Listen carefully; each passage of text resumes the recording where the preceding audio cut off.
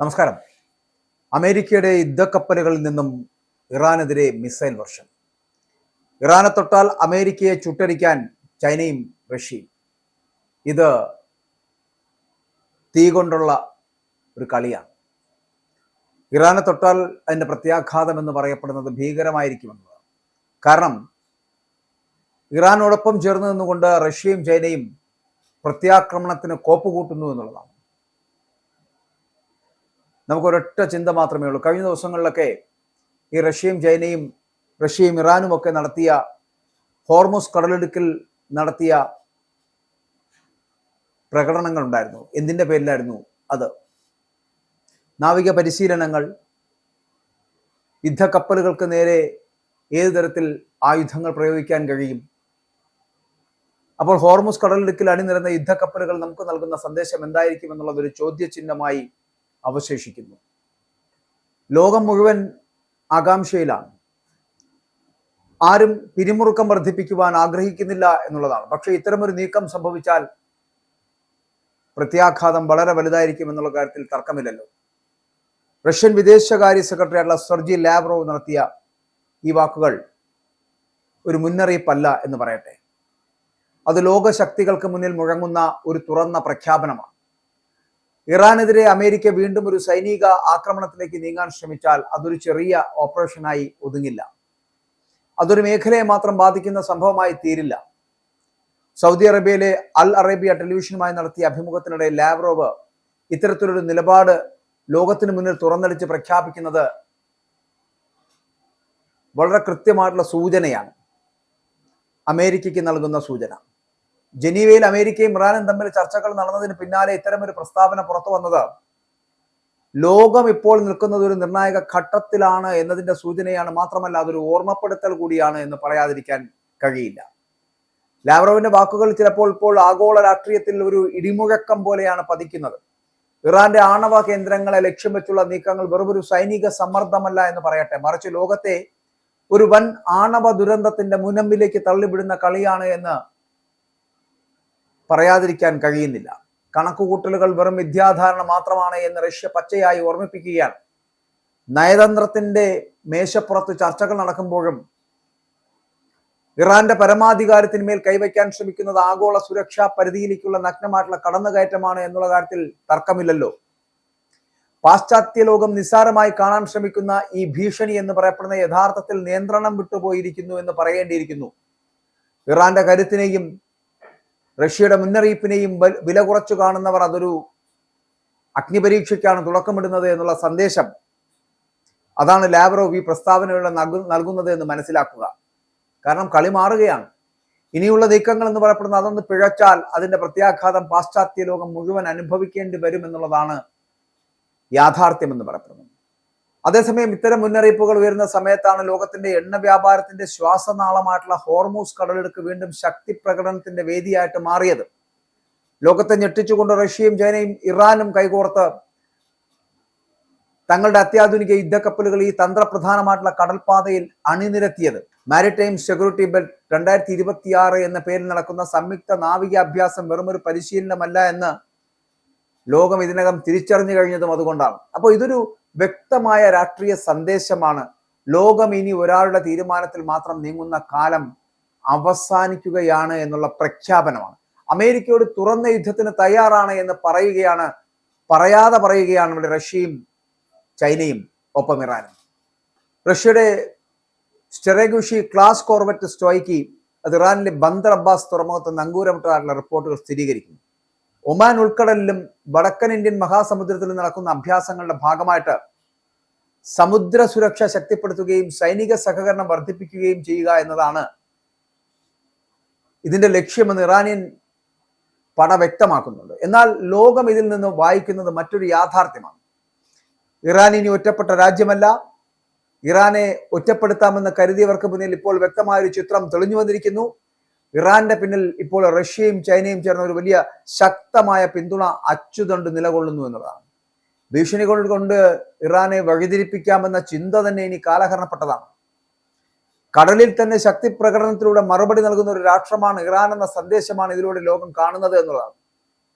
ഈ നാവിക നീക്കം നടക്കുന്നത് അതീവ നിർണായകമായിട്ടുള്ള രാഷ്ട്രീയ പശ്ചാത്തലത്തിലാണ്. ജനീവയിൽ നടക്കുന്ന അമേരിക്കൻ ഇറാൻ ആണവ ചർച്ചകളൊക്കെ പുരോഗമിച്ചു കഴിയുമ്പോഴും കരാർ ഉണ്ടാകാതെ പോയാൽ അത് സൈനിക നടപടിയിലേക്ക് നീങ്ങാമെന്ന സൂചന അമേരിക്ക തുറന്നു പറഞ്ഞ ഒരു സാഹചര്യം ഉണ്ടായിരുന്നു.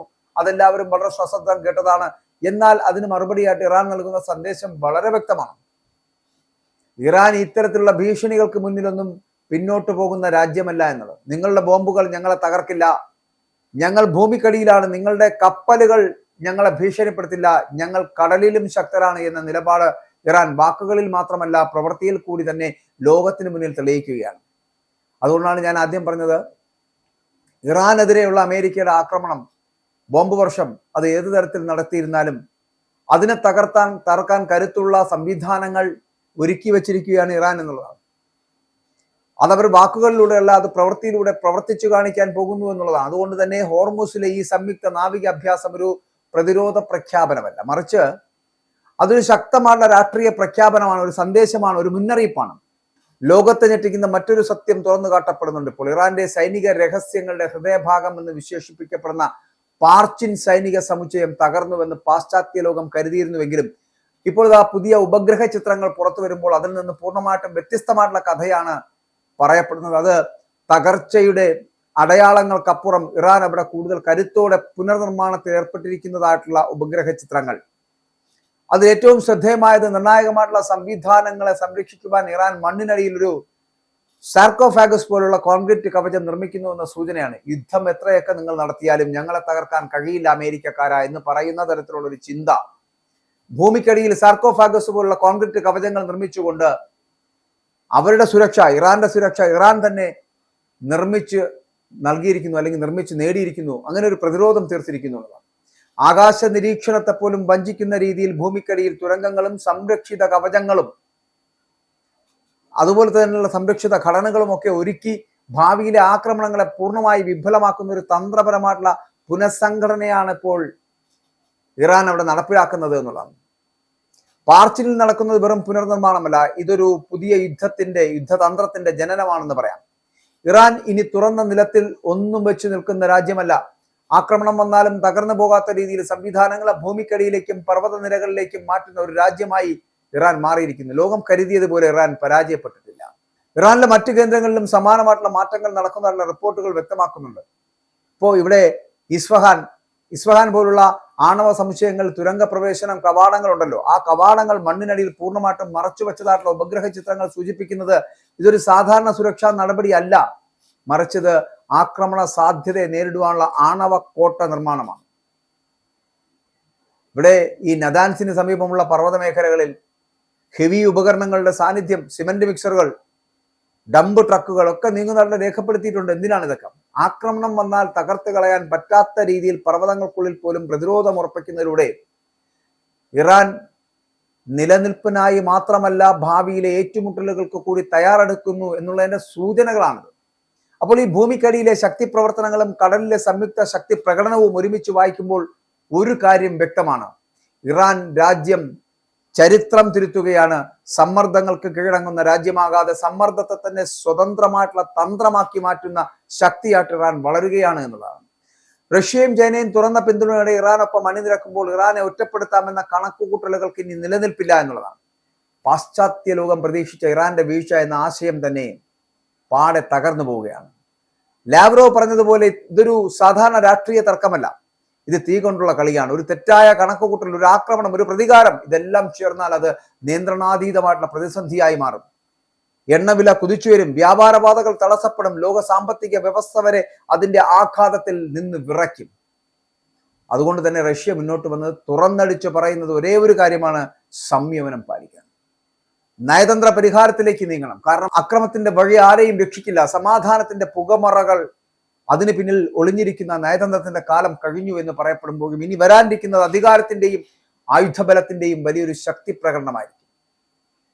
ലോകം ശ്വാസം അടക്കി പിടിച്ച് ആ ചക്രവാളത്തിലേക്ക് നോക്കുന്നത് വെറുതെയല്ല. കാരണം പ്രതിരോധത്തിന്റെ ആ പേർഷ്യൻ കോട്ടയ്ക്ക് മുന്നിൽ ശത്രുവിന്റെ കണക്കുകൂട്ടലുകൾ ഓരോന്നോരോന്നായി പിഴയ്ക്കുകയാണ് എന്നുള്ളതാണ്.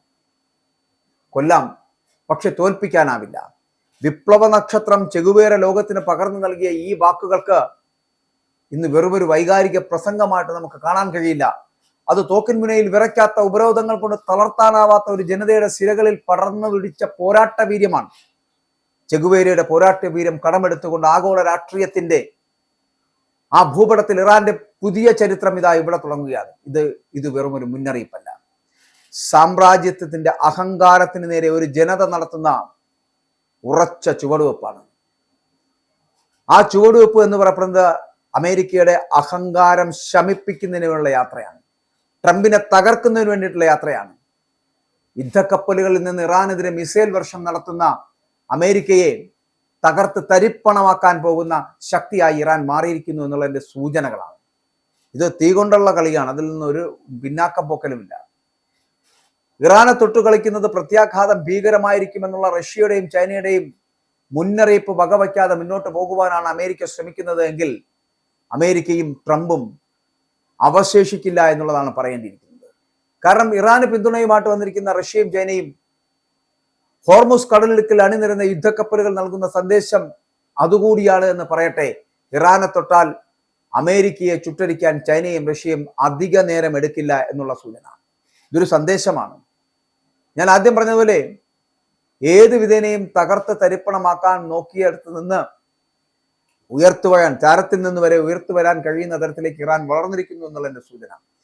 ഇറാൻ ഒറ്റപ്പെട്ട രാജ്യമാകുമെന്ന് കരുതിയ ലോകശക്തികൾക്ക് മുമ്പിൽ റഷ്യയും ചൈനയും പോലുള്ള ഉന്നത രാജ്യങ്ങളുടെ ഇടപെടലുകൾ അല്ലെങ്കിൽ സംരക്ഷണം എന്ന് പറയപ്പെടുന്ന അമേരിക്കയെ അക്ഷരാർത്ഥത്തിൽ ഞെട്ടിച്ചിരിക്കുകയാണ്. ഒരു കാര്യം ഉറപ്പാണ്, ഇറാനെ തൊട്ടാൽ അമേരിക്കയെയും ട്രംപിനെയും ചുട്ടരിക്കുവാൻ ചൈനയും റഷ്യയും തയ്യാറാകുമെന്നുള്ള കാര്യത്തിൽ തർക്കമേയില്ല.